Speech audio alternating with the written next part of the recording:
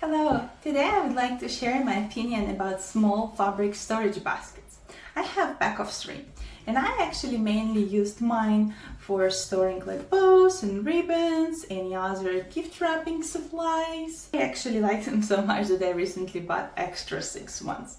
Another good options, you can use them like maybe in your bathroom. So like for here I have one full-size towel and you can tuck it in, so you can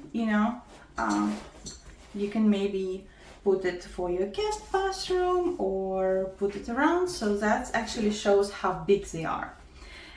Another good things about these baskets that you can put a lot of different miscellaneous items inside and just kind of tuck them in. One of the baskets I use, I actually have it in my closet where I put like a shoehorn, like a roller, some other like maybe hats, and I just tucked it in and it actually looks really nice right next to other stuff, and it holds all the things I need for that closet.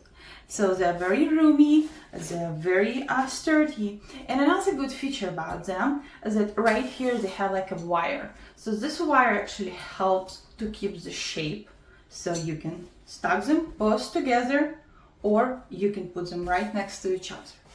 Overall, I really like these baskets. I think they're a great addition for any house, and thanks for watching.